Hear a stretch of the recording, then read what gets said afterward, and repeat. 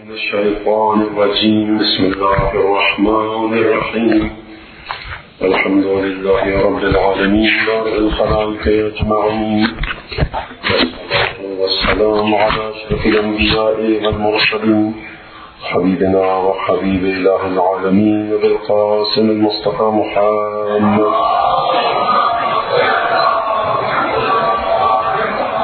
الصلاة والسلام على أهل بيته الطيبين الطاهرين الذين أذهب الله عنهم الرجس وطهرهم تطهيرا. واللعنة الدائمة على أعدائهم أجمعين من الآن إلى قيام يوم الدين. أما بعد، فقد قال الله تبارك وتعالى في قرآنه المجيد وفرقانه الحميد وقوله الحق وهو أصدق الصادقين: أعوذ بالله من الشيطان الرجيم. إنما أمره إذا أراد شيئا أن يقول له كن فيكون.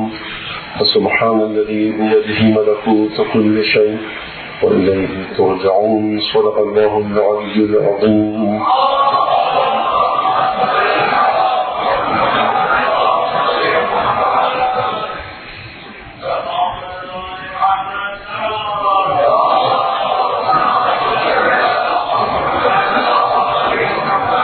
عزیزان گرامی، توحید اور ارتقاء حیات کے حوالے سے ہماری گفتگو کا سلسلہ چل رہا تھا. بیچ میں دو باتیں ایسی تھیں کہ ایک تو جو بات میں نے عرض کی تھی آپ کی خدمت میں، وہ لامارک اور چارلس ڈارون کی تھیوری کے حوالے سے تھی. وہ بات نامکمل رہ گئی تھی، اگرچہ میں اشارہ کر کے آگے بڑھ گیا تھا، لیکن مجھے مجمع کا جواب تھا اس سے ایسا لگا کہ مجمع کسی حد تک متوجہ ہو گیا جو بات میں عرض کرنا چاہتا تھا.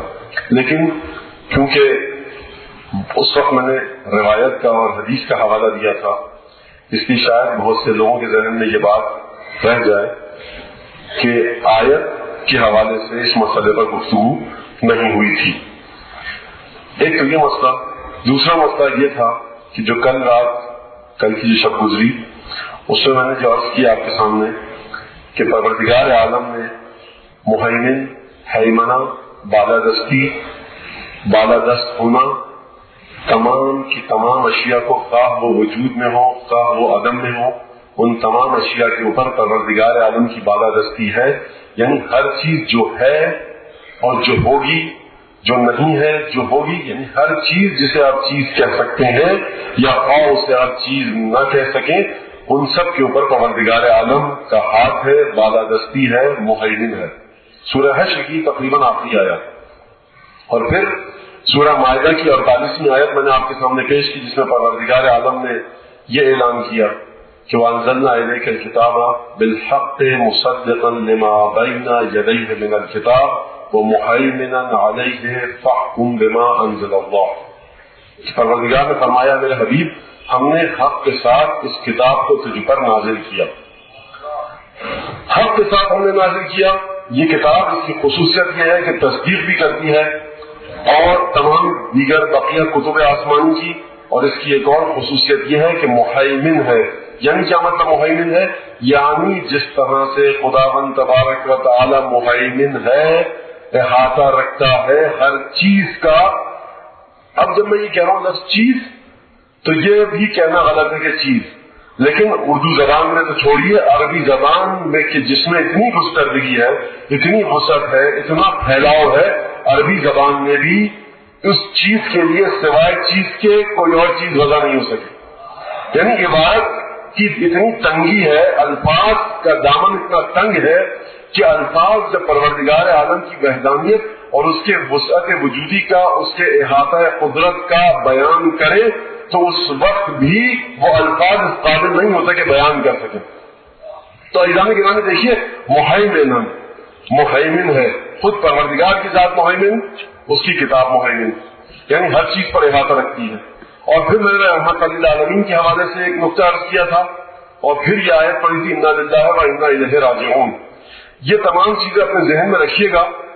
میں نے کل عرض کر دیا تھا جب اس بات کو میں نے پیش کیا تھا کہ اس وقت میری دلیل ناقص ہے، دلیل مکمل نہیں ہوئی تھی.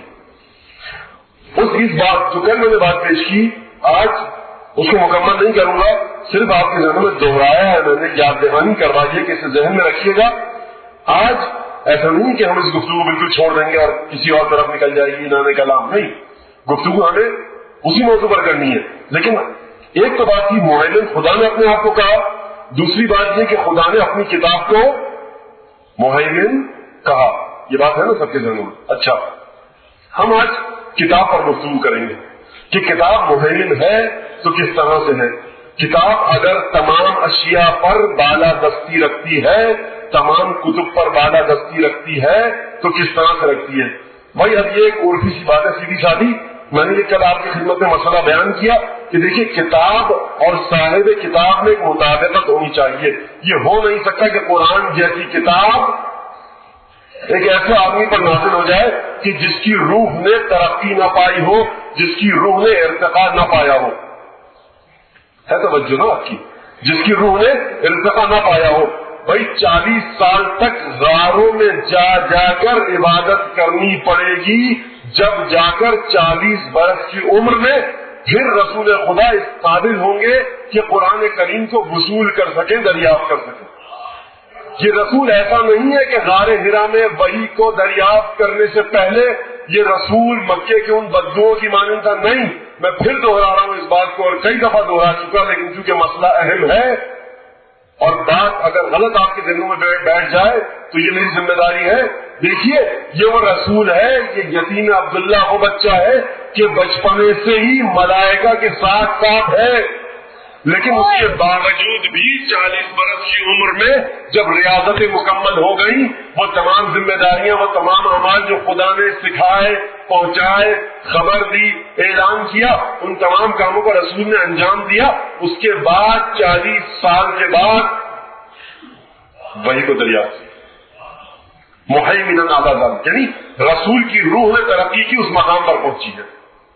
یہ کتاب کی خصوصیت ہے، یہ کتاب کی حقیقت ہے کہ کتاب سب پر بالادست ہے. تو دیکھیے یہ ہو نہیں سکتا کہ جس کی حیات جو کتاب کو دریافت کر رہا ہو، جو کتاب کو وصول کر رہا ہو، اس کی حیات ایک ادنا سطح پر ہو، لیکن کتاب جسے دریافت کر رہا ہو اس کی حیات ایک اعلیٰ سطح پر ہو. قرآن ہماری نظر میں یا بہت سے لوگوں کی نظر میں شاید بے جان حروف کا ایک مجموعہ ہو کہ جسے کاغذ پر لکھ دیا گیا ہو، لیکن قرآن کی نظر میں قرآن کی اپنی حیات ہے، قرآن کی اپنی زندگی ہے، قرآن کی اپنی ایک حیات ہے، قرآن کی اپنی ایک زندگی ہے. کیوں؟ کیونکہ یہ اس حی قیوم کی بارگاہ سے آ رہا ہے جو صرف اور صرف حیات کے علاوہ کچھ نہیں. یہ ہو نہیں سکتا کہ قرآن جو پروردگار عالم کی بارگاہ سے آئے، اس پروردگار کی حیات کا تو یہ عالم ہو کہ جو اس کی حیات سے متصل ہو جائے وہ خود حیات بانٹنے لگے، لیکن وہ قرآن جو وہاں سے آئے اس کی حیات نہ ہو. قرآن صاحب حیات ہے، قرآن کی ایک زندگی ہے. تو اس کا مطلب یہ ہے کہ حیات رسول اکرم کو بھی تمام حیات کے تمام مراحل پر، تمام حیاتوں پر، اب یہ مجھے جمع بنانے دیجئے، اردو میں یہ جمع غریب ہے لیکن بہرحال جمع بنانے دیجئے، تمام کی تمام حیاتوں پر، حیات ہائے اس عالم پر جتنی بھی قسم کی حیات اور زندگیاں اس عالم میں تو کیا اس عالم میں بھی جو پائی جاتی ہوں، ان سب پر رسول کی حیات بالادستی رکھتی ہے، کیونکہ یہ وہ کتاب وصول کر رہا ہے جو مہیمن ہے. عزیزان گرامی دیکھیے، اب یہ رسول کی حیات مہیمن، کتاب مہیمن. اگر آپ یہاں تک آ گئے تو اب ذرا چلتے ہیں قرآن کی طرف. قرآن کی حقیقت کیا ہے؟ قرآن ہے کیا؟ قرآن میں نے کہا نا کہ زندگی ہے، قرآن حیات ہے. تو بس دیکھیے اب پھر دوبارہ سورہ حشر کی مجھے وہ آیت پڑھنے دیجیے کہ جس کے لیے میں نے آپ کو ایک مرتبہ تو تھکا چکا ہوں، ایک دفعہ اور مجھے پڑھنے دیجیے. دیکھیے سورہ حشر کی آخری آیات، لو انزلنا هذا القرآن على جبل لرأيته خاشعا متصدعا من خشية الله. آیت آپ کے ذہنوں میں ہے، کل پڑھ چکا ہوں، اب ترجمہ خلاصے کے طور پر پیش کر کے میں آگے بڑھ جاؤں گا. تو دیکھیے پروردگار نے کیا فرمایا، ہم اس قرآن کو اگر کسی پہاڑ پر نازل کرتے پہاڑ ریزہ ریزہ ہو جاتا. یعنی حیات قرآن کا عالم یہ ہے کہ کسی پہاڑ پر اگر نازل ہو وہ پہاڑ ریزہ ریزہ ہو جائے. حیات کا ایک مرحلہ ہے یہاں پر. اچھا پروردگار عالم نے بے جان اشیاء کی بھی قسم کھائی ہے, جاندار اشیاء کی بھی قسم کھائی ہے. والتین والزیتون وطور سینین لا اقسم بهذا البلد وانت حل بهذا البلد. یعنی پروردگار شہر کی قسم کھا رہا ہے کہ اے میرے حبیب میں اس شہر کی قسم کیوں نہ کھاؤں, حالانکہ جب تو اس شہر میں رہتا ہے تو یہ شہر بے جان ہے, گلی کوچوں کے مجموعے کا نام شہر ہے, لیکن کیونکہ تو اس شہر میں رہتا ہے. لا اقسم بهذا البلد وانت حل بهذا البلد ووالد وما ولد. ہم اس شہر کی قسم کھائیں گے, یہ شہر گلی کوچوں کا مجموعہ ہے, لیکن کیونکہ اس میں وہ ہستی رہتی ہے کہ جس کی حیات ہر شے کی حیات پر مہیمن, اس لیے ہم اس شہر کی قسم کھائیں گے. لا اقسم بهذا البلد, بھائی میں کیوں قسم نہ کھاؤں اس شہر کی. وانت حل بهذا البلد ووالد وما ولد, ہم اس شہر کی قسم کھائیں گے. والتین والزیتون وطور سینین, طور سینین کی قسم کھائی, انجیر اور زیتون کی قسم کھائی. اب تعریری بحث کیا ہے, تفسیری بحث کیا ہے؟ تفسیری بحث میں آئیے تو یہ کہا جاتا ہے کہ صاحب انجیر اور زیتون کے فائدے دیکھیے آپ کتنے فائدے ہیں. پروردگار نے قسم کھائی, یعنی کیا مطلب, پروردگار نے ہر اس شے کی قسم کھائی, پروردگار نے ہر اس شے کی قسم کھائی کہ جس کے ذریعے پروردگار اپنی ذات کے کمالات, اپنی صفات, اپنے اسماء, اپنے حقائق کا کسی ادنا درجے تک ہی صحیح, کسی ادنا درجے تک ہی صحیح اپنے کمالات کا اظہار کر سکے, اپنے کمالات کا اظہار کر سکے. پروردگار نے ہر چیز کی قسم کھائی. اور دیکھیے حیات رکھتی ہے وہ چیز, جب اس شہر میں حبیب خدا اگر رہنے لگے تو اس شہر کی اپنی ایک حیات ہو گئی, اور خدا قرآن میں اس شہر کی قسم کھائے. اچھا اب آئیے, یاسین والقرآن الحکیم, اے میرے حبیب یاسین حروف مقطعات, والقرآن الحکیم, اور قسم ہے قرآن حکیم کی. پروردگار تو نے انجیل کی قسم کھائی, تو نے طور سینین کی قسم کھائی, زیتون کی قسم کھائی, شہر کی قسم کھائی. اب یہاں پر آ کر پروردگار نے ایک عجیب قسم کھائی, یاسین والقرآن الحکیم, اے میرے حبیب یاسین, اور قسم ہے اس قرآن کی جو حکیم ہے. یعنی پروردگار مسلسل یہ اعلان کرنا چاہ رہا ہے کہ دیکھو قرآن کو دو دفتیوں کے بیچ میں, گتے کے ٹکڑوں کے بیچ میں موجود بے جان الفاظ کا مجموعہ نہ سمجھنا. یہ اس کی حقیقت یہ ہے کہ جب ہم اپنے رسول کو مخاطب کریں اس سورہ میں کہ جو سورہ قلب قرآن ہے, تو ہم پہلی قسم جو کھائیں گے وہ اسی کتاب کی کھائیں گے. اسی لیے میں نے ایک جملہ کہا تھا کل, اس کی وضاحت نہیں کی تھی. اسی لیے کہا علماء نے کہ ہر فجر کی نماز کے بعد سورہ یاسین کی تلاوت کیجیے. سورہ یاسین قلب قرآن ہے, اور ہدیہ کیجیے جناب خاتون جنت فاطمہ زہرا سلام اللہ علیہ.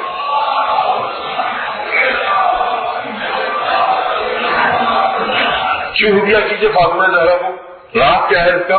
فرماتے اس لیے کہ سورہ یاسین قلب قرآن ہے, فاطمہ زہرا قلب مصطفیٰ ہے. قلب قرآن کو جب قلب مصطفیٰ پر ہدیہ کرو گے تو اس کا جو ثواب تمہیں ملے گا, جو تمہاری روح کو تعالی اور ترقی عطا ہوگی, پھر اس ترقی کا کوئی مقابلہ نہیں کر سکے گا.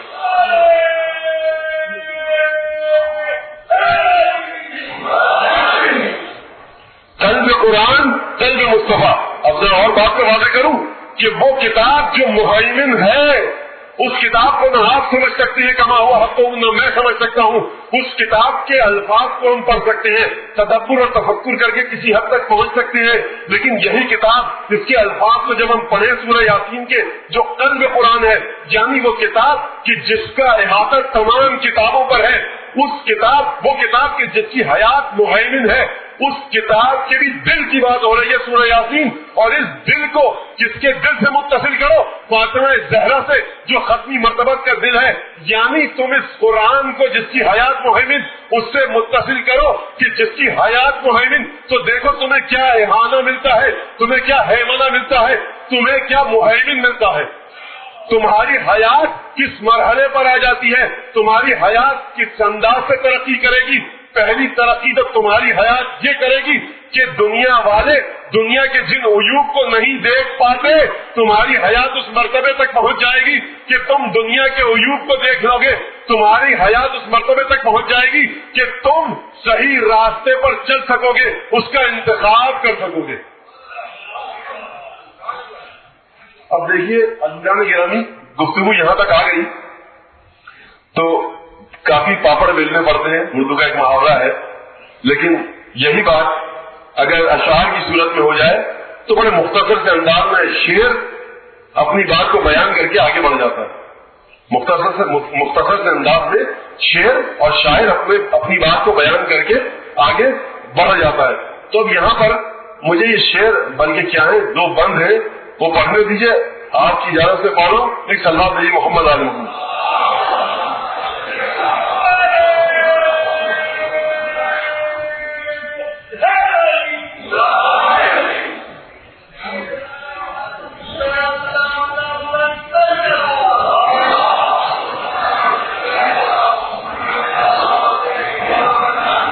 تو بھائی یہی ہے نا، قرآن کی حیات یہ تھی کہ مہیمن اعلیٰ ذالک، تمام کی تمام حیاتوں پر قرآن کی حیات مسلط ہے، بالا دست ہے.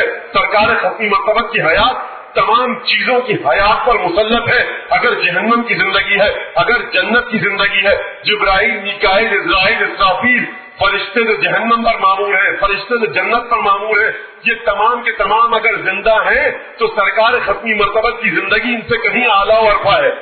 جب اس زندگی کو صاحب حیات اعلیٰ و ارفع، صاحب حیات مہیمن کی جب زندگی کا مسئلہ آ جائے، جب قرآن کی عظمت کا مسئلہ آ جائے، تو ایسے شخص کو آگے بڑھ کر قربانی دینی ہوگی. میرے اور آپ کے خون سے مسئلہ حل نہیں ہوگا. قربانی وہ دے گا کہ جس کا خون تمام خونوں پر مہیمن ہو.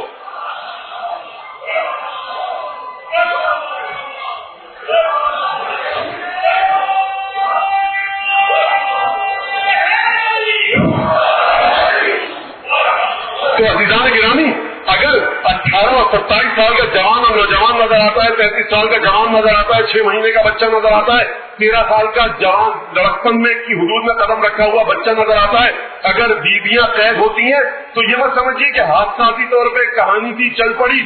نہیں، سید الشہداء نے انتخاب ان خواتین کا کیا کہ جن کا شہر سے شہر پھیلایا جانا غیظ و غضب الہی کے تلاطم کا باعث بن جائے. اگر اصغر کا خون بہے تو تلاطم غضب الہی کا باعث بنے، ورنہ 6 مہینے کے بچے مدینے میں بہت تھے. زینب کی عمر میں حدود رکھی جانے والی خواتین بہت تھیں، بہنیں بہت تھیں، بچے بہت تھے، بھتیجے بہت تھے.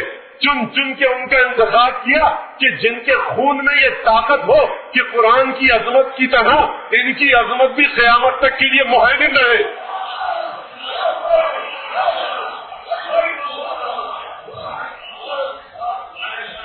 تو دیکھیے، اسی لیے شاعر نے کہا، اب یہاں تک آپ اس منزل فکر پر پہنچ گئے تو شاعر نے کہا دیکھیے ابھی جو حتمی نتیجہ ہے وہ میں نے آپ کو نہیں دیا ہے، لیکن یہ سلسلہ گفتگو رہتا ہے کہ ہر عمر کے اور ہر ذوق کے، ہر سطح کے سے تعلق رکھنے والے حضرات ہیں، تو ایک ضمنی نتائج بھی دیتے ہوئے ان کو چلے اور اس کے بعد پھر آخری اور حتمی نتیجہ، جس کے لیے میں آپ کو تھکا رہا ہوں.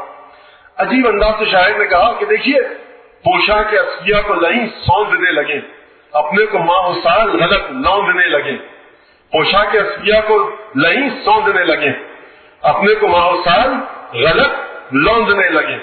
کشتے وفا کو اہل جفا روندنے لگے، کشتے وفا کو اہل جفا روندنے لگے. کوندے ہر ایک سمت نئے کوندنے لگے، کوندے ہر ایک سمت نئے کوندنے لگے.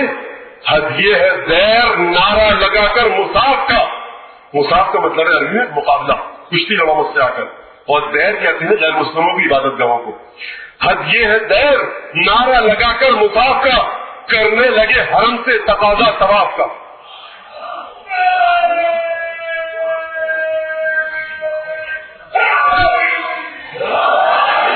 حیوانیت کی آگ کو سب بھونکنے لگے، نکلے وہ بو کے ارض و سما پونکنے لگے. حیوانیت کی آگ کو سب بھونکنے لگے، نکلے وہ بو کے ارض و سما پونکنے لگے. یعنی کیا مطلب؟ یعنی حیوانیت اپنے عروج پر آ جائے، تعفن کی بو ایسی اٹھے کہ ہر شخص کا دماغ تک تعفن میں مبتلا ہو جائے. ہر شخص کا دماغ، اب دیکھیے یہ منزل فکر ہے. حیوانیت کی آگ کو سب بھونکنے لگے، تہذیب کے دیار میں بن بھونکنے لگے، تہذیب کے دیار میں بن بھونکنے لگے. اور توجہ کیجیے گا، سونے لگے چراغ دھوئیں چونکنے لگے. اب یہاں پہ رک جائیے. دھواں استعارہ ہے تاریخی کا، دھواں استعارہ ہے تعفن کا، دھواں استعارہ ہے کثافت اور آلودگی کا، چراغ استعارہ اور کنایا ہے ہدایت اور نورانیت کا. سونے لگے چراغ دھوئیں چوکنے لگے. صلی اللہ علیہ محمد علیہ.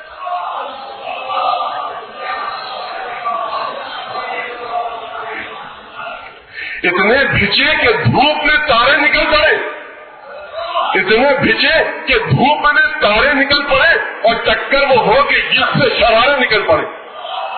ایسے میں فرض ہے کہ برائے مفاد عام ایک مرد حق قیام کرے بہر انتظام، پہلے کرے زبان سے ہدایت کا اہتمام، مانے نہ پھر بھی کوئی تو لے کر خدا کا نام. سلوات پڑھیے.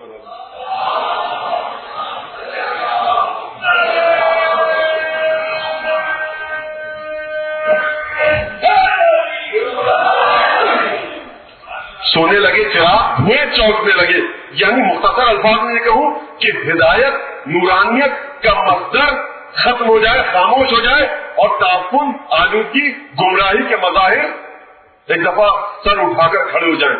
سونے لگے چراغ دھوئیں چوکنے لگے، اتنے بھیچے کہ دھوپ میں تارے نکل پڑے، ٹکر وہ ہو کہ یخ سے شرارے نکل پڑے، یعنی برف سے انگارے نکل پڑے. ایسے میں فرض ہے کہ برائے مفاد عام ایک مرد حق قیام کرے بہر انتظام، پہلے کرے زبان سے ہدایت کا اہتمام، مانے نہ پھر بھی کوئی تو لے کر خدا کا نام.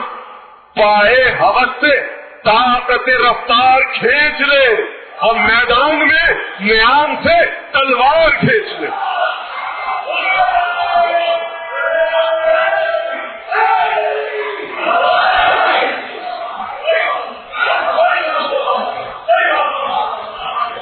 اور دیکھیے پھر اس کے بعد جب آئے اپنی موت کا نذرانہ. اب یہاں تک بات آ گئی ہے اور آپ لوگ بھی الحمدللہ یہ دونوں بند سمجھ گئے ہیں، تو مجھے اجازت دیجیے کہ ایک اور بند جو میں نے کئی دنوں سے رکھا ہوا ہے، لیکن مجمع مجھے شک ہوتا تھا کہ سمجھ پائے گا نہیں، تیار ہے نہیں، تو میں اسے رکھا گیا تھا. اب اس بند کو بھی پڑھنے دیجیے اور دوبارہ آتے ہیں کس گفتگو کی طرف؟ مہیمنن کی طرف. یعنی قرآن کس طرح سے ہیمانہ رکھتا ہے، قرآن کس طرح سے تسلط رکھتا ہے، قرآن کی بالادستی کی حقیقت کیا ہے. یہ مرکزی موضوع ہے، یاد ہے نا آپ کو، ذہنوں میں رکھیے. دیکھیے اب جب آئے سرکار سید الشہداء اپنی موت کا نذرانہ پیش کیا. موت ہے کیا؟ پتھروں پر کس قدر شیشے گرا دیتی ہے موت، کنج شب میں کتنی صبحوں کو سلا دیتی ہے موت، کتنی گودوں کتنی توپوں کو جلا دیتی ہے موت، اور کتنی سیجوں کتنے شہروں کو دلا دیتی ہے موت، اور کتنی باہوں کتنی کوکھوں کو جلا دیتی ہے موت، کتنی دکھتی کروٹوں پر رقص فرماتی ہے موت. لیکن اس کے باوجود محرمہ نہیں ہوا، سخت حیران ہوں کہ تھا وہ کون دانائے زماں. موت کو جس نے حریف آب ہیما کر دیا، اس قدر پرہول بہار کو گلستہ کر دیا، اس اوپی تلوار کو کس نے رگیجا کر دیا. عزیزان گرامی دیکھیے، موت بڑی اوپی تلوار ہے، بڑی تیز دھار تلوار ہے. موت ایک تیز دھار تلوار ہے. یہ کیا کیا، کس نے کیا کام کہ تیز دھار تلوار جو موت کا پیغام لاتی ہے، کس کی کرامت ہے، کس کا معجزہ ہے کہ موت جیسی اوپی تلوار کو زندگی کا نام دے دے، موت کی حقیقت کو بدل کر زندگی میں ڈال دے. نو انسان کو دیا کس فلسفی نے یہ پیام، مرد غازی کا کفن ہے خلعت عمر دوام، نس کس نے کر دیے مقتل میں حوروں کے خیام. جانتے ہو اس دبیر ذہن انسانی کا نام، جو انوکھی فکر تھا، جو ایک نیا پیغام تھا، اس حکیم نقطہ پرور کا محمد نام تھا.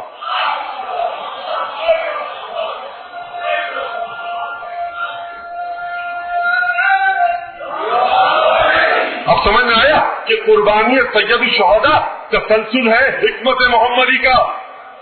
جس طرح سے حکمت محمدی، جس طرح سے حیات محمدی، جس طرح سے حیات قرآنی مہیمن ہے، اسی انداز سے اسی ذکر کا علمدار ہے، علم بردار ہے حسین ابن علی. نو انصاف کو دیا کس فلسفی نے یہ پیام، مرد غازی کا کفن ہے خلعت عمر دوام، نس کس نے کر دیے مقتل میں حوروں کے خیام. جانتے ہو اس دبیر ذہن انسانی کا نام. اب جب بات آ گئی سرکار ختمی مرتبت پر تو شاعر ایک دفعہ مخاطب ہوا، شاعر گویا ہوا، شاعر نے مورد خطاب قرار دیا سرکار ختمی مرتبت کو، کیونکہ تسلسل فکر محمدی ہے حسین ابن علی. اے محمد، موت وہ تیرے نواسے کو ملی، آج تک جس سے درخشاں ہے ضمیر آدمی، مسلمان کی بات نہیں ہے، ہندو کی بات نہیں ہے، عیسائی کی بات نہیں ہے، سکھ کی بات نہیں ہے، کسی مذہب کی قید و بند نہیں ہے. آج تک جس سے درخشاں ہے ضمیر آدمی، اللہ اللہ روشنی تیرے چراغ ذہن کی، اللہ اللہ روشنی تیرے چراغ ذہن کی، کربلا کی دھوپ پر چٹکی ہے اب تک چاندنی.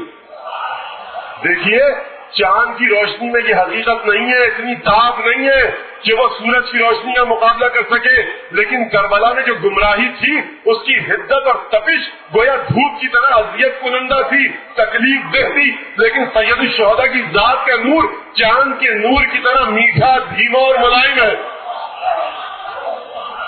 اللہ اللہ روشنی تیرے چراغ ذہن کی، کربلا کی دھوپ پر چٹکی ہے اب تک چاندنی، اور یہ انی پر سر نہیں تیری انا کا تاج ہے، یہ انی پر سر نہیں تیری انا کا تاج ہے، کربلا تیرے نظام فکر کی معراج ہے.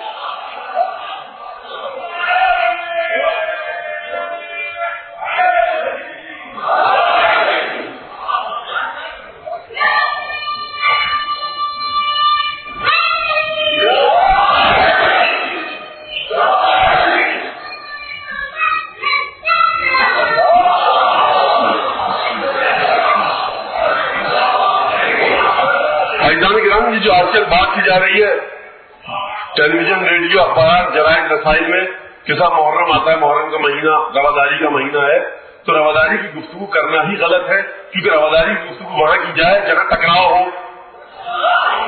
جب ٹکراؤ ہی نہیں ہے سید الشہداء کے سلسلے میں، جو رسول کا کلمہ پڑھتا ہے وہ مجبور ہے حسین ابن علی کی عزاداری کے لیے. کیوں؟ کیونکہ حسین کی عزاداری انا اعطیناک کل کوثر کی یاد ہے.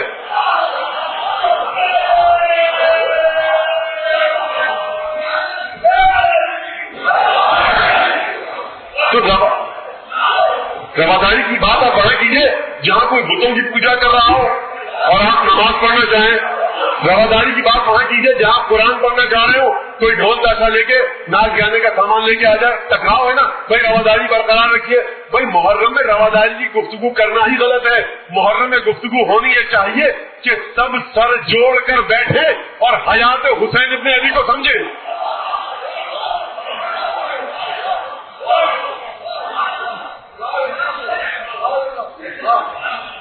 تو دیکھیے مہیمن ہے قرآن، مہیمن ایک سلام دیجیے ذرا محمد عالم.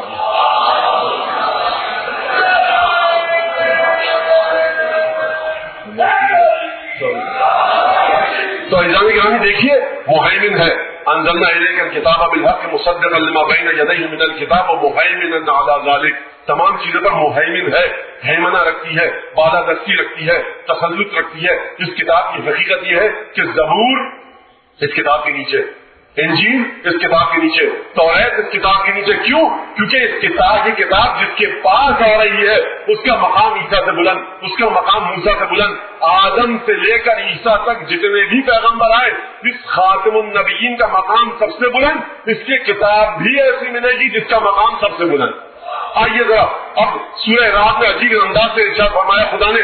دیکھو قرآن کی حقیقت کیا ہے، تم کیا جانو؟ قرآن کی آیات کی حقیقت کی سنگینی یہ ہے کہ اگر پہاڑ پر نازل ہو جاتے تو پہاڑ ریزہ ریزہ ہو جاتا. قرآن کی حیات کی حقیقت یہ ہے کہ دیکھو وَلَوْ أَنَّ قُرْآنًا سُيِّرَتْ بِهِ الْجِبَالُ أَوْ قُطِّعَتْ بِهِ الْأَرْضُ أَوْ كُلِّمَ بِهِ الْمَوْتَىٰ بَلْ لِلَّهِ الْأَمْرُ جَمِيعًا. سورہ رات میں فرمایا اس قرآن کی حقیقت کیا ہے.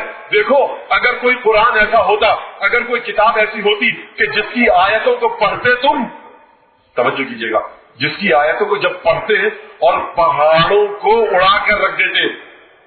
دیکھیے آیات قرآن کی حقیقت یہ ہے کہ آیات قرآن خود قرآن کہہ رہا ہے، پروردگار فرما رہا ہے کہ دیکھو کوئی قرآن اگر ہم نازل کرتے ایسا کہ جس کی آیتوں کو پڑھ کر اگر تم پڑھتے پہاڑوں پر اور پھونکتے، پڑھتے، دم کرتے. قرآن کا الفاظ نہیں ہے، میں سمجھانے کے لیے کہہ رہا ہوں. وَلَوْ أَنَّ قُرْآنًا سُيِّرَتْ بِهِ الْجِبَالُ. اگر پہاڑوں کو اڑایا جا سکتا، ایک جگہ سے دوسری جگہ پہاڑوں کو لے جایا جا سکتا. اور قُطِّعَتْ بِهِ الْأَرْضُ، یا کوئی قرآن ایسا ہوتا کہ جس کی مدد سے تم زمین کے راستوں کو طے کرتے. اور کلما بہل موتا، یا کوئی قرآن ایسا ہوتا کہ جس کی آیتوں کو پڑھتے اور مردوں کو تم بولنے پر مجبور کر دیتے, مردوں سے گفتگو کرتے. بل للہ الامر جمیعا, تو یاد رکھو وہ کوئی اور قرآن نہیں ہے. اسی قرآن کی حقیقت یہ ہے کہ اگر اس قرآن کی آیات کے حقائق تمہارے پاس آ جائے تو تم میں یہ طاقت آ جائے گی کہ تم مردوں سے گفتگو بھی کر سکتے ہو, مردوں کو بلوا بھی سکتے ہو, پہاڑوں کو اڑا بھی سکتے ہو, زمین کے فاصلوں کو بغیر ہوائی جہاز کے, بغیر کسی وسیلے اور ذریعے کے طے بھی کر سکتے ہو.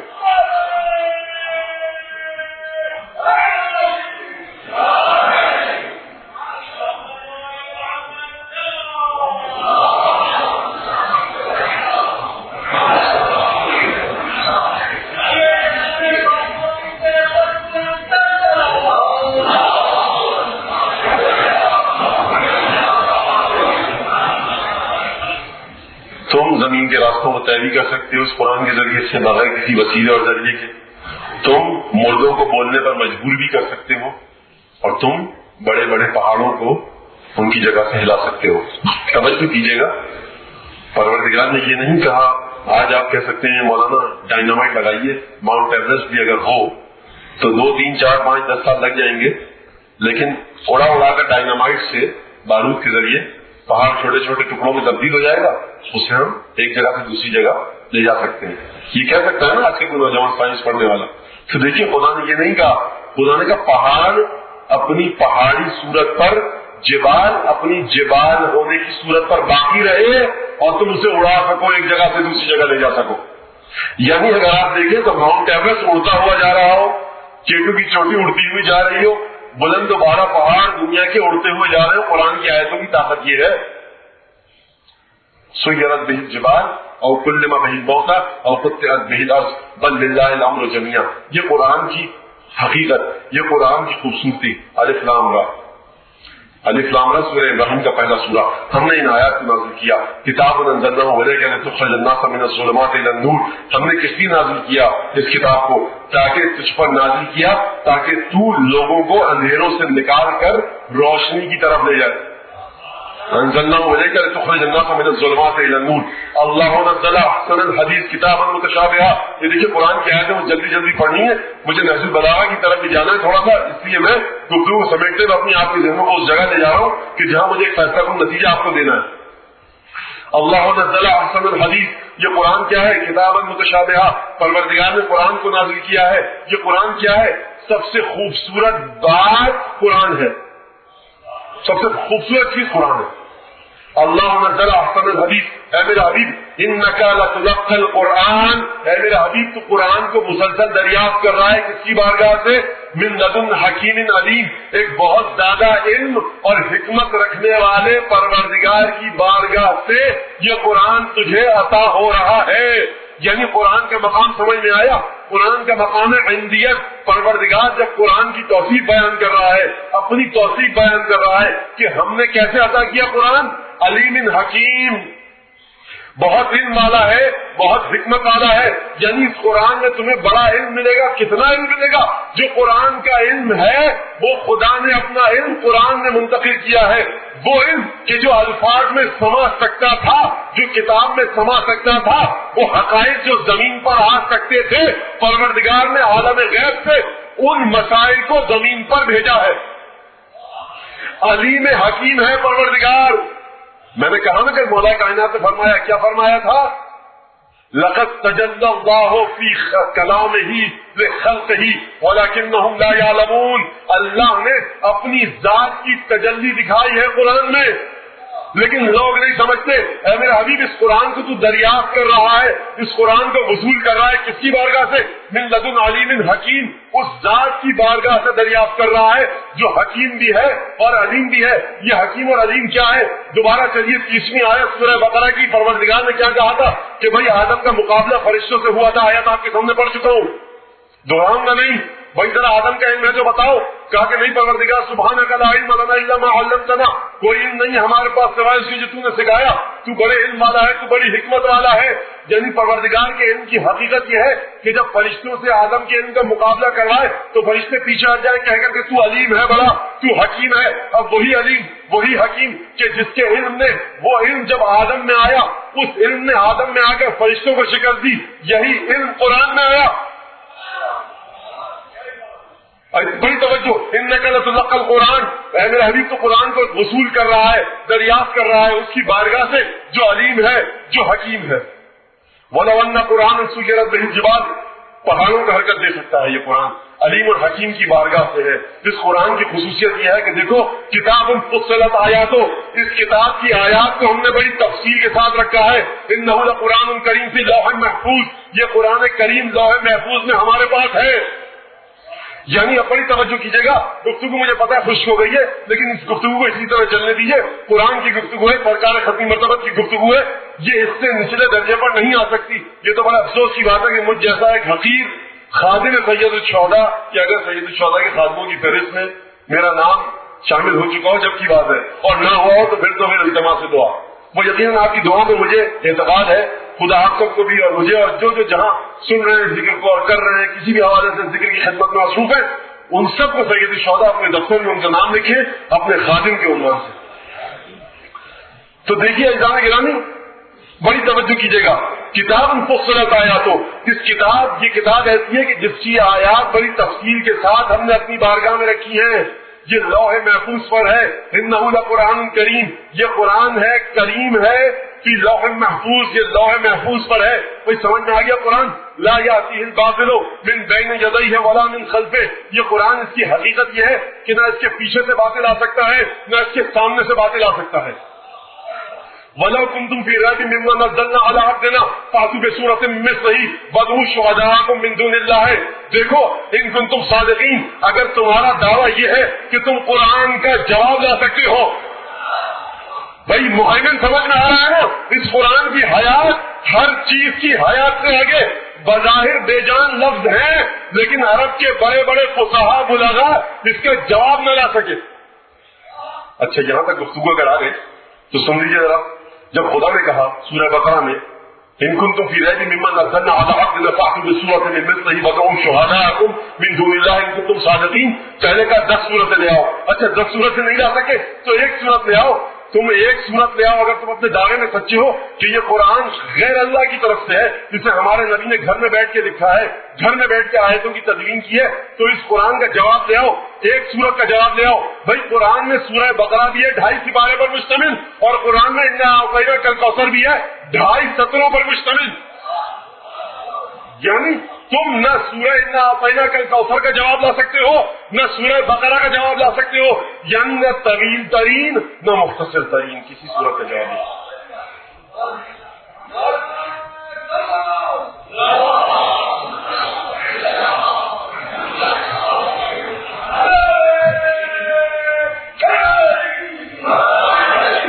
بھائی قرآن میں نہ پیچھے سے کوئی باطل داخل ہو سکتا ہے نہ آگے سے کوئی باطل داخل ہو سکتا ہے.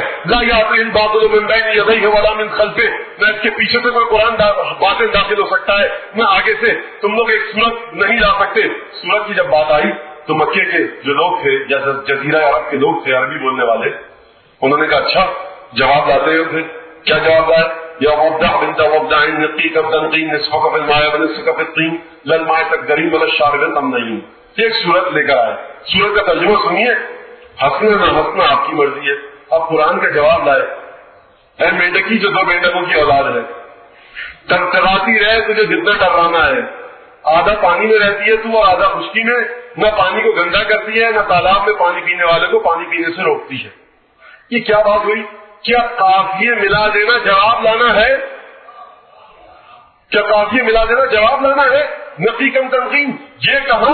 اور انا اعطیناک الکوثر فصل لربک وانحر ان شانئک هو الابتر قل یا ایھا الکافرون لا اعبد ما تعبدون ولا انتم عابدون ما اعبد ولا انا عابد ما عبدتم ولا انتم عابدون ما اعبد لكم دینکم ولی دین. یہ قرآن کی صورتیں ہیں. قل هو اللہ احد اللہ الصمد، صورت مختصر آپ کو یاد ہے. ان صورتوں کو دیکھیے کہ کیا پیغام دیا جا رہا ہے اور یہ جواب دیکھیے کیا لایا جا رہا ہے.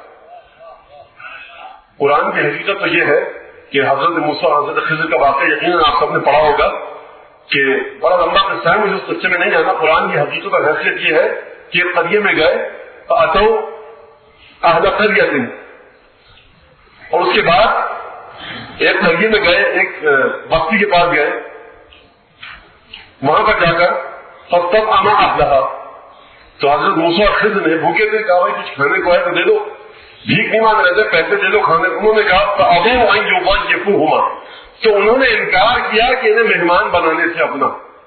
جب قرآن نازل ہوا تو سرکار ختم مرتبہ کی بارگاہ میں وہ لوگ آئے، کہا کہ یا رسول اللہ یہ تو ہماری بے عزتی ہے کہ ہم ایسے کنجوس بخیل کنس لوگ کہ جن کی مٹھی ہمیشہ بند رہتی ہے، کوئی مہمان نواز نہیں ہے، تو یہ تو بڑی ذلت کی بات ہے، قیامت تک کے لیے سورہ رہے گا، تو آپ ایسا کیجیے فابوا، انکار کیا مہمان بنانے کا، اس کے بدلے آپ یہ کیجیے ابو کی جو بے کا نقطہ ہے اسے اوپر لائیے اور ایک نقطے کا اور اضافہ کر دیجیے بس چھوٹے سے نقطے کا، جس کا معنی یہ ہو جائے گا فاتوا یضیفوہما، تو بستی والے دوڑتے ہوئے آئے خضر اور موسیٰ کو مہمان بنانے۔ بھائی تو ایک نقطہ اوپر ہے، اگر کچھ دے دلا کے کام چل جائے تو وہ کر لیجیے۔ سرکار نے فرمایا نہیں، جس انداز سے نازل ہوا ہے یہ اسی انداز سے رہے گا۔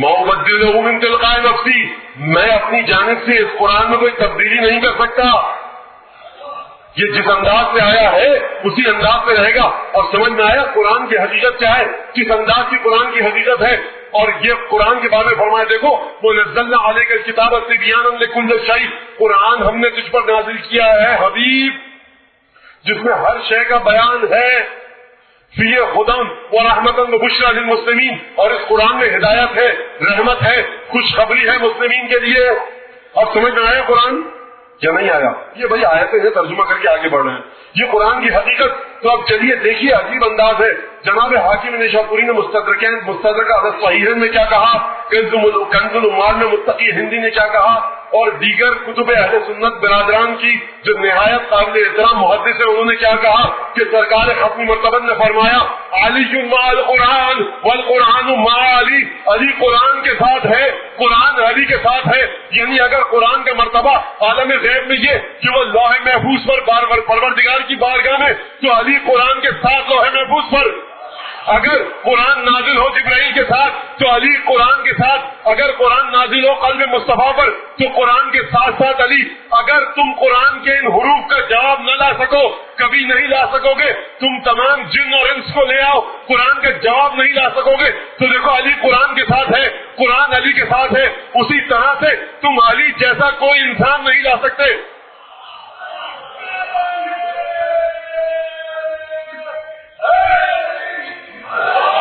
اگر یہ قرآن نازل ہوا ہے لتخرج الناس من الظلمات الى النور، تو علی ابن ابی طالب عطا کیا گیا ہے رسول کو کہ علی کی مدد سے رسول تمام لوگوں کو اندھیروں سے نکال کر نور کی طرف لائے۔ اگر اس قرآن کی یہ حقیقت ہے، اگر اس قرآن کی یہ حقیقت ہے کہ رسول کو بھی اختیار نہیں قرآن میں تبدیلی کرنے کا، تو رسول کو یہاں بھی اختیار نہیں کہ علی کو ہٹا کر کسی اور کو اپنے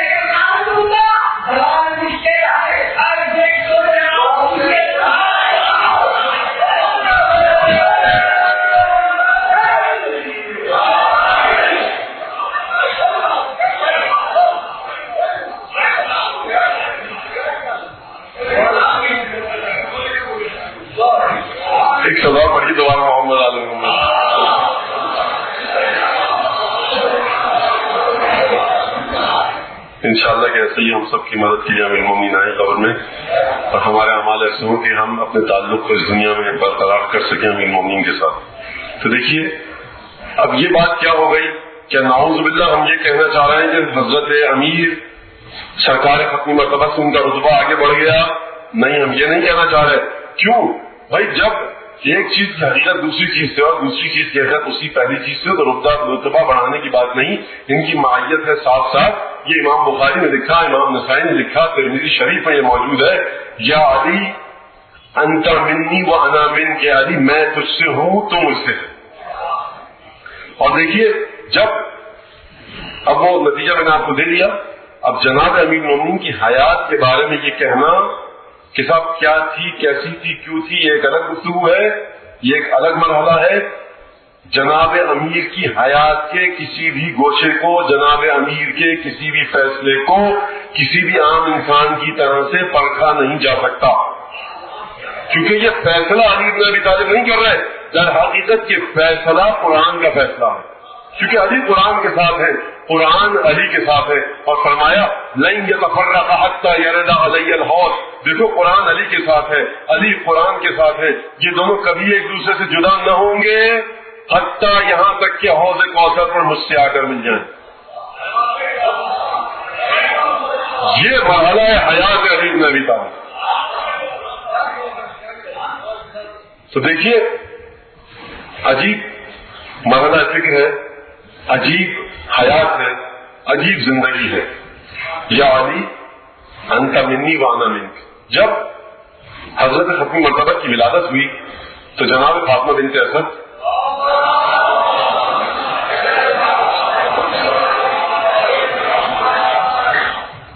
مادر امیر المومنین خوشی ایک خوشحالی کی کیفیت میں آئی جناب ابو طالب کے پاس اور کہا کہ بھائی مبارک ہو، آپ کے بھائی کی یہاں بیٹا پیدا ہوا ہے. تو جناب ابو طالب نے عجیب بات کری، اس ولی سبتن فانبشرک بمثلہ. فاطمہ 30 سال اور انتظار کر لو، میں بھی تمہیں ایک ایسے بچے کی ہی خوشخبری دوں گا ما خلا النبوہ، جس میں ساری یہ صفات ہوں گی سوائے نبوت کے. بھائی دنیا یہاں پر بات کرتی ہے ایمان ابو طالب پر، اور میں نے سوچا تھا کہ ایک مجلس مختص کروں حضرت ابو طالب سے، لیکن اس میں اتنا زیادہ کچھ بولا جا چکا ہے اور مجھے بالکل ایک مختلف انداز سے بات کرنی تھی، مختلف زاویے سے، جس کے لیے ایک مجلس شاید کم پڑتی اور پھر 2 مجلسوں میں ایک موضوع کو تقسیم کر کے بات کرنا وہ شاید اتنا زیادہ مناسب نہ ہوتا، اس لیے میں نے بات نہیں کی. لیکن بس یہاں پر اشارہ دے کر آگے بڑھ جاؤں گا. جب جناب امیر المومنین کی ولادت ہوئی وہ تمام واقعات آپ کو پتا ہے کہ دیکھیے توحید کا مرحلہ ایک یہ ہے کہ انسان کہے کہ اچھائیاں خدا کی جانب سے آتی ہیں، برائیاں شیطان کی جانب سے. اور توحید کا ایک مرحلہ یہ ہے کہ تمام کی تمام کائنات کا مالک، خالق اور ربوبیت کی توحید خدا کی ہے. شیطان بھی جو تمام کام کر رہا ہے وہ خدا کی طاقت سے باہر جا کر نہیں کر رہا، بلکہ شیطان جو کام کر رہا ہے وہ بھی خدا کی طاقت کے دائرے میں، قدرت خدا کے دائرے میں رہ کر یہ کام کر رہا ہے. ایک توحید یہ ہے، اور صحیح توحید یہ ہے کہ یہی بات جو میں نے دوسرے مرحلے پر کہی کہ کوئی بھی چیز پروردگار عالم کے احاطے سے باہر نہیں.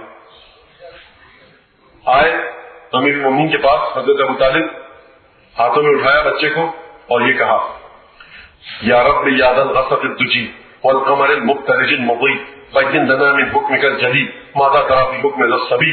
توحید ابو طالب دیکھیے گا، بس یہ شعر پڑھوں گا اور آگے بڑھ جاؤں گا.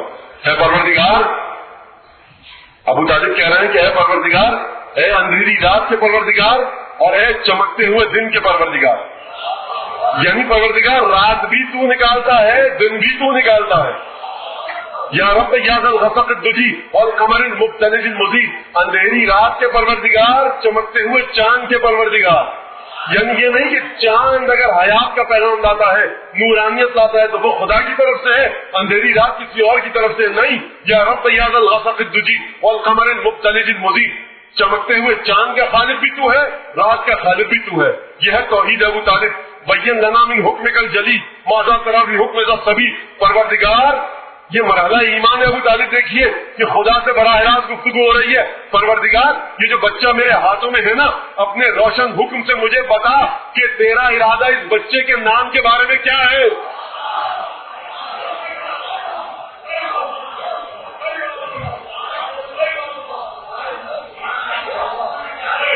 اب دیکھیے جب بات آ گئی امیر المومنین تک تو دیکھیے اب مجھ سے یہ کہا گیا ہے کہ جو مناسبت ہے آج کی دیکھیے تو پھر امیر المومنین کے فرزند کے حوالے سے کچھ گفتگو ہو جائے کہ جس کی آج شہادت ہے وہ اس کا بچہ ہے، اس کا بیٹا ہے، اس کا فرزند ہے جو قرآن کے ساتھ ہے، مجسم قرآن.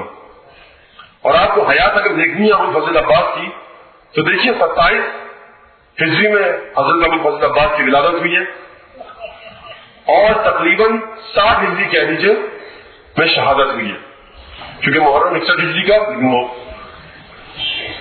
تو جناب امیر المومنین کی شہادت کے وقت آپ کی عمر 13 سال کی تھی اور جناب امام حسن کی شہادت کے وقت آپ کی عمر 23 سال کی تھی اور کربلا کے واقعے کے وقت آپ کی عمر 33 سال کی تھی. تو یہ حضرت ابوالفضل عباس. اب بڑی عجیب بات ہے کہ آپ کے ذہنوں میں جو بات ہے وہ یہ کہ صاحب حضرت عباس نے اپنی بہادری کی جوہر دکھائے. تو میں آپ کی خدمت میں عرض کر دوں کہ کہیں بھی ابوالفضل عباس کو اس انداز سے جیسا کہ جنگ کرنی تھی کہیں جنگ نہیں کر سکے مولا. لیکن پھر یہ کیا وجہ ہے کہ بہادری اتنی مشہور ہے؟ وجہ یہ ہے کہ بہادری ایک صفت نفسانی ہے، دل سے تعلق ہے اس کا. اور دل تک آپ کی کیسے رسائی ہوئی ابوالفضل عباس کی؟ حدیثوں کے ذریعے آپ نے سمجھا. سرکار زین العابدین، اب یہ یہاں سے ابوالفضل عباس کے فضائل پر گفتگو ہو رہی ہے اور خوش قسمتی کہیے یا ستم ظریفی کہیے، جو بھی آپ لفظ کہنا چاہیں کہیے کہ یہی فضائل ہیں، یہی مسائل ہیں. دیکھیے بیٹھے ہوئے تھے سید ساجدین کہ ایک بچہ آیا چھوٹا سا. سید ساجدین نے احترام کیا بڑا اس بچے کا، فاستعبرا علی بن الحسین زین العابدین. اور اس بچے کو دیکھ کر سید سجاد کی آنکھوں میں آنسو آ گئے. کہا کہ مولانا یہ بچہ کون ہے؟ آپ امام وقت اس بچے کے لیے کھڑے ہو رہے ہیں، کون ہے یہ بچہ؟ کہا کہ دیکھو ما من یوم علی رسول اللہ من یوم احد، رسول خدا پر احد سے زیادہ کوئی کڑا اور کٹھن دن نہیں آیا. اس قتل فیہ عمہ اسد اللہ و اسد رسولہ حمزہ بن عبد المطلب، کیونکہ اس دن اللہ کا شیر، اللہ کے رسول کا شیر حمزہ دنیا سے چلا گیا، احد کے دن شہید ہو. اور اس کے بعد کٹھن دن کون سا تھا رسول خدا پر؟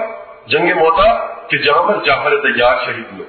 اور اس کے بعد وہ دن تھا کہ جب اب یہ فضائل کے عنوان سے میں پیش کروں، بڑے توجہ سے سنیے گا. جب مصائب کا ذکر سنے تو اس روایت اور حدیث کو اپنے ذہنوں میں لائیے گا، سمجھ میں آئے گا کہ ابوالفضل عباس ہے کیا. اور اس کے بعد عاشور تھا کہ جب میرے باپ کو گھیر لیا لوگوں نے اور انہوں نے بڑے ظالمانہ طریقے سے قتل کر دیا. اور اس وقت میرے چچا تھے عباس، رحم اللہ عمی العباس، خدا کی رحمت نازل ہو میرے چچا عباس پر. لقد ابلا وآثر، میرے چچا نے عجیب امتحان دیا، عجیب کٹھن امتحان دیا. حتی قطعت یداہ، یہاں تک کہ دونوں ہاتھ کٹ گئے. فابدلہم اللہ بہما جناحین، تو خدا نے جنت میں میرے چچا عباس کو ان دونوں ہاتھوں کے بدلے میں پر عطا کیے ہیں. یطیر بہما فی الجنہ، کہ جن کے ذریعے سے جنت کے، بڑی توجہ کیجیے گا، یہ مسائل نہیں ہے، یہ فضائل ہے، توجہ سنیے گا. اور مسائل بھی ہیں، اب یہ سمجھ رہے ہیں نا آپ کو، آپ لوگ یہ فضائل بھی ہیں مسائل بھی ہیں. جس کا دل چاہے فضائل کے عنوان سے سنیں، جس کا دل چاہے مسائل کے عنوان سے سنیں، یہ آپ کی مرضی ہے. یطیر بہما فی الجنہ، یعنی بہشت کے جس مرتبے پر بھی جانا چاہے میرے چچا وہ جا سکتے ہیں. وَإِنَّ لِعَمِّيَ الْعَبَّاسِ مَنزِلَةً، اور میرے چچا عباس کی منزلت قیامت میں یہ ہے کہ یقبض بها جمیع الشہداء والملائکہ یوم القیامہ، کہ تمام کے تمام شہداء جب قیامت میں میرے چچا عباس کے مقام کو دیکھیں گے نا تو رشک بھری نگاہوں سے دیکھیں گے. کہ دیکھیے یہ مرحلہ ہے، یہ منزلت ہے حضرت ابوالفضل عباس کی. ہر دور میں انسان کا حشم ہو جائے، ہر دور میں انسان کا حشم ہو جائے، مینارہ تہذیب امم ہو جائے، لکھے گا وہی ہاتھ وفا کی تاریخ جو ہاتھ قلم ہو کے علم ہو جائے.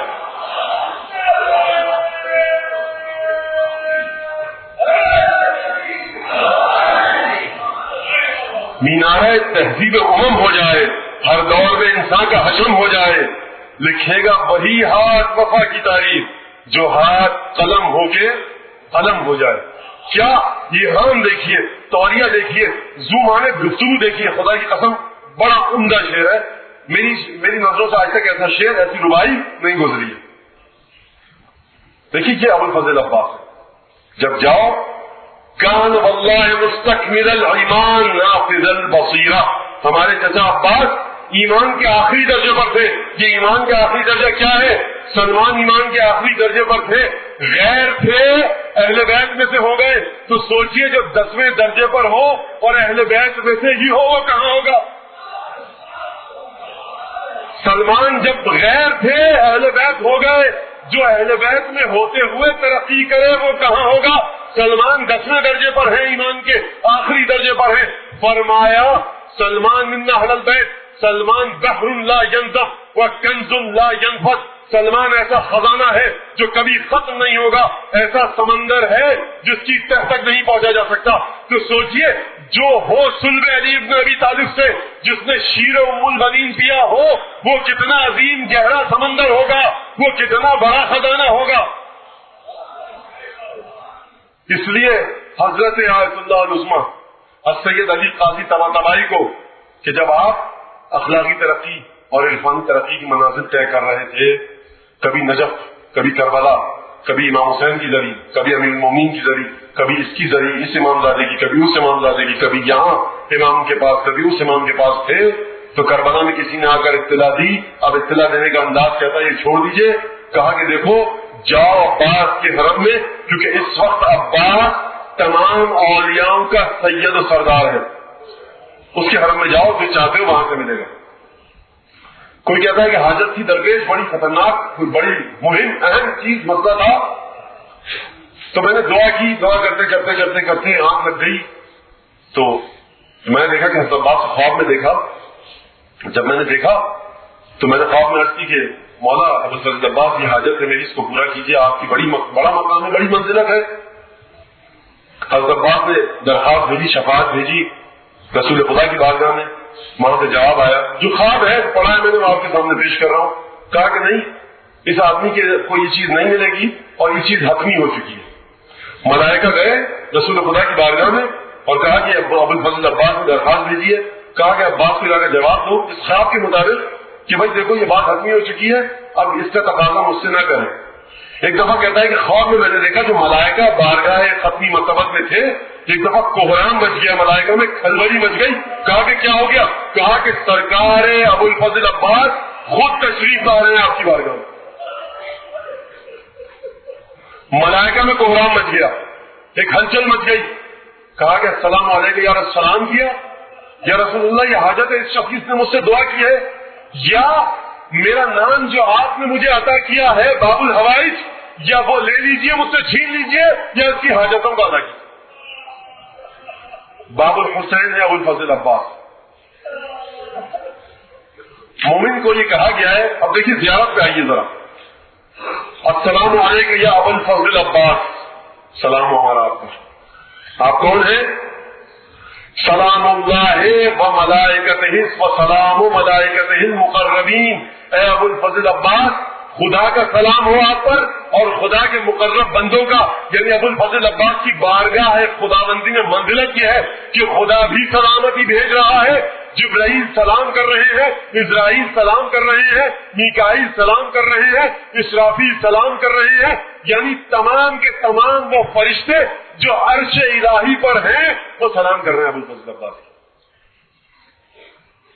وجمیع الانبیاء والمرسلین، آدم سے لے کر عیسیٰ تک سرکار ختمی مرتبت تمام پنجتن تمام آئمہ سلام کر رہے ہیں ابو الفضل عباس کو۔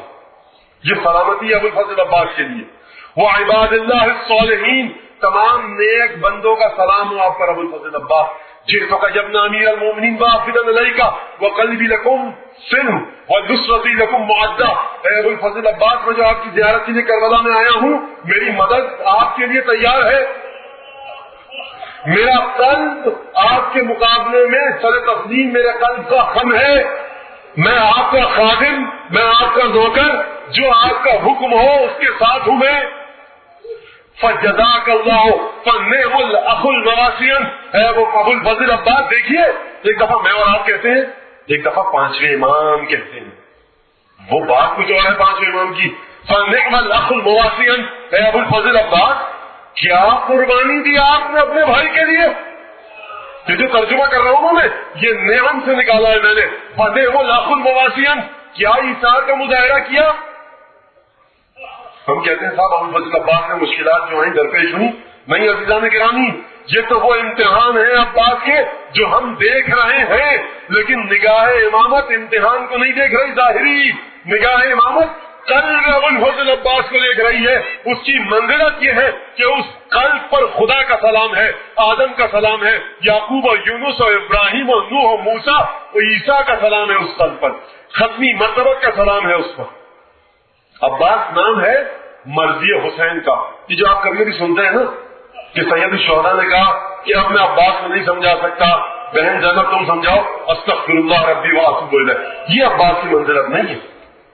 عباس کی منزلت یہ ہے کہ اس قدر عظیم شجاع بہادر ہونے کے باوجود جو حسین کا حکم ہے اس کی اطاعت ہوگی.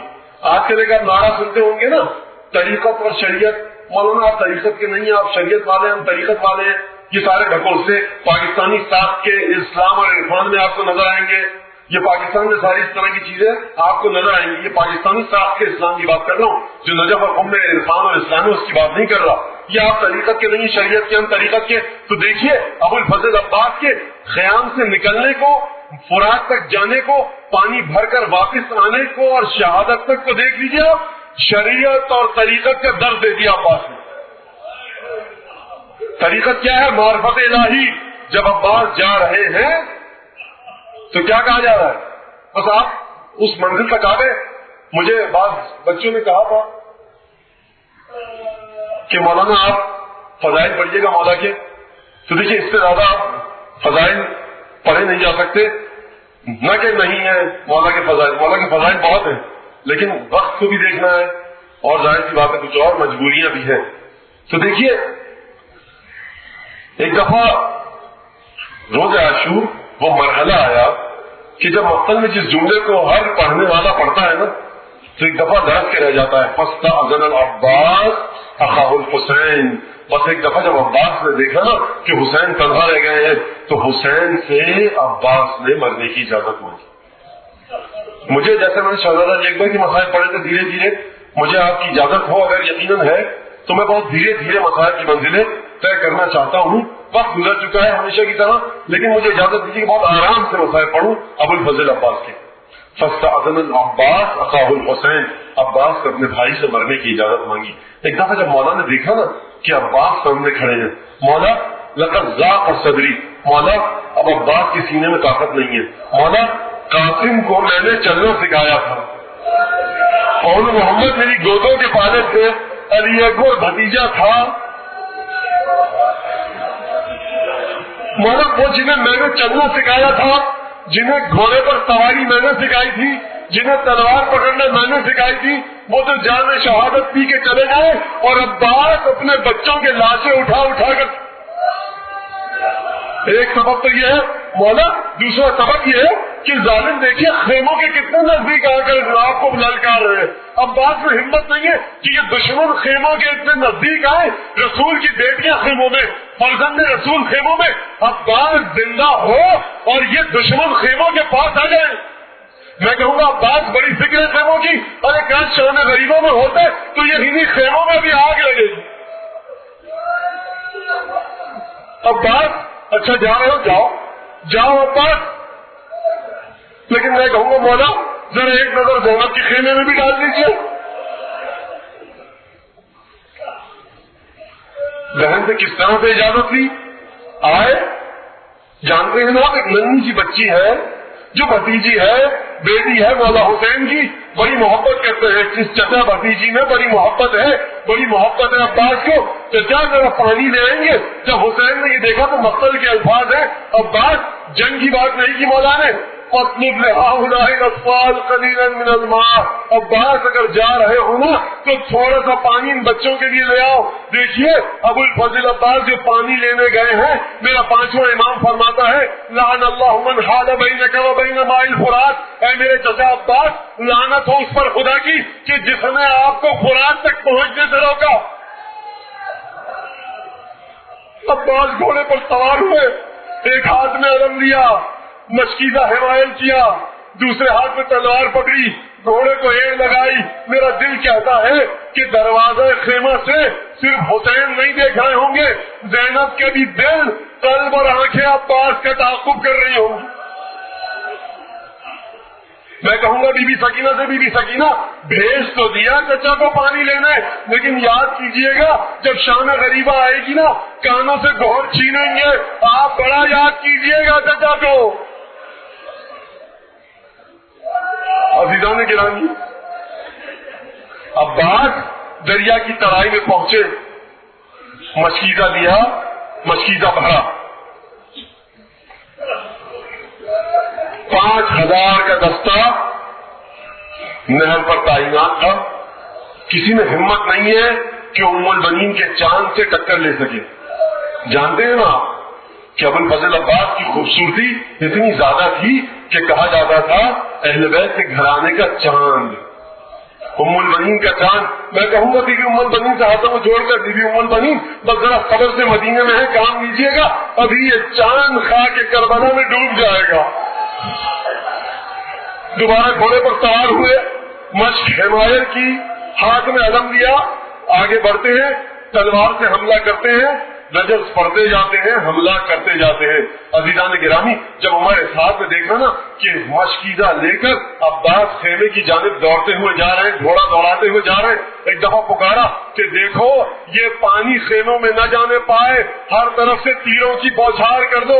بس عزیزان گرامی، ہمارا سلام ہو بی بی ام البنین پر کہ جس کے شیر کی طاقت یہ ہے، جس کے دودھ کی طاقت یہ ہے کہ عباس جیسا باوفا صحابی ملا. بس عباس نے دیکھا نا ہر طرف سے تیر آ رہا ہے، ایک دفعہ اپنے آپ کو مشکیزے پر گرا دیا، جتنے تیر آ رہے ہیں عباس کے جسم میں.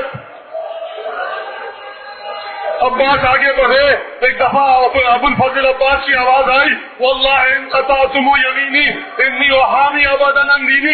حسین کے کانوں میں آواز پہنچی کہ عباس کا دایاں ہاتھ ارے منقطع ہو گیا. عباس اور آگے بڑھے، بایاں ہاتھ منقطع ہو گیا. عزیزان گرامی، عباس مشکیزے پر جھکے ہوئے ہیں، جو تیر آ رہے ہیں وہ عباس کے جسم میں. عزیزان گرامی، بس بڑی بدقسمتی ہوئی، ارے بڑا برا ہوا. ایک تیر آیا، مشکیزہ چھدا، پانی کیا بہا، عباس کی امید ٹوٹ گئی.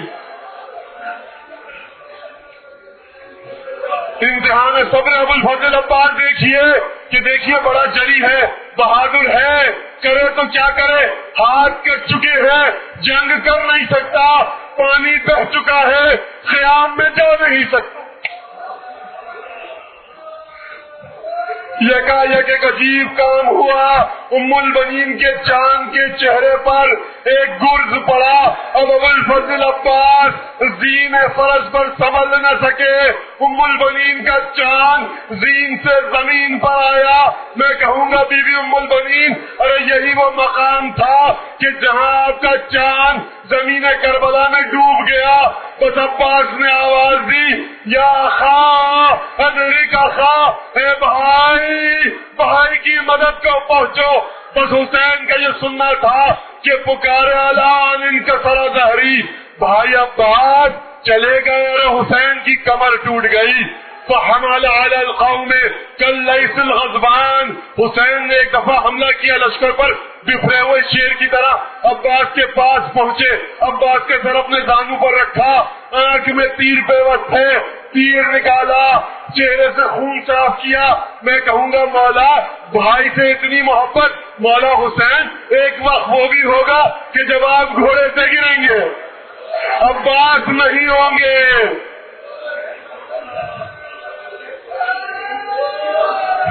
شیخ قاسم صبیتی کربلا میں تھے، ایک عالم تھے. اب یہ واقعہ دو جملے بس سنتے جائیے. بس آپ کی حکومت تمام میری دعا ہے تمیم قلب سے کہ خدا آپ کی آنکھوں کو، آپ کے اس ہیجان قلبی کو، آپ کے آنسوؤں کو انشاءاللہ فاطمہ زہرا کے دامن میں، فاطمہ کے رومال میں جگہ ملے. جو جس مومن کی حاجت ہے ابو الفضل عباس کے کٹے ہوئے بازوؤں کا صدقہ کہ وہ حاجتیں آپ کو مل جائیں، آپ کے گناہ اور میرے گناہ معاف ہو جائیں.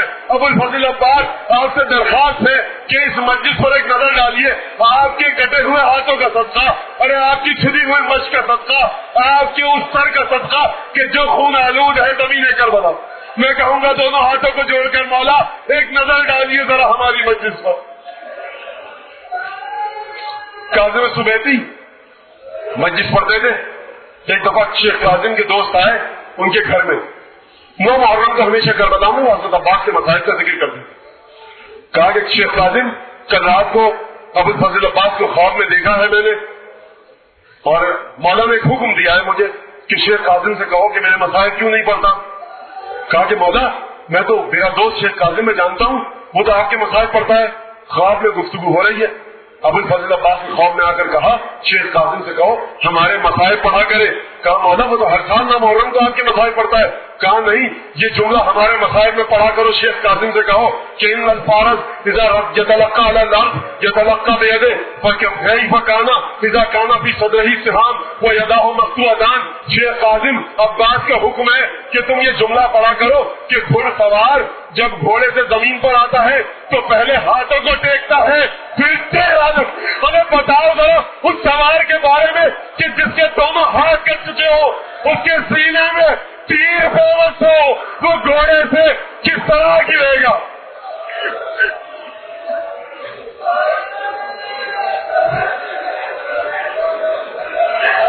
حسین نے عباس کا خون آلود علم لیا، شدہ ہوا مسجدہ نہ جانے اٹھایا یا نہ اٹھایا، علم لیا. آپ جانتے ہیں نا بچے دروازہ خیمہ پر منتظر ہیں، چچا پانی لائیں گے. بڑے بہادر چچا ہیں، بڑے شہسوار ہیں، شجاع عرب ہیں، علی کا خون ہے، شیر ام البنین ہے. سکینہ نے ایک دفعہ کہا ہوگا بچوں آ جاؤ، علم آتا ہوا دکھ رہا ہے، لگتا ہے میرا چچا آ رہا ہے. جب آئے مولا تو کہا چچا نہیں ہے، صرف علم آیا. ایک دفعہ سکینہ آگے بڑھی، کہا یا بتا این عمی العباس، بابا علم تو لے آئے، ارے چچا کو کہاں چھوڑا. بس ایک دفعہ حسین نے کچھ نہیں کہا، آگے بڑھے اور وہ خیمہ جس میں عباس رہتے تھے اس کا ستون گرا دیا. یعنی سکینہ جو اس خیمے میں رہتا تھا وہ دریا کی ترائی پہ سو چکا ہے. میں کہوں گا بیوی سکینہ ارے چچا کو بڑا یاد کیا، ابھی شام غریبہ ہے، شمر کے تماچے ہیں، کانوں سے گوہر چنیں گے، کرتے میں آگ لگے گی، شام کا زندان ہے. چچا یا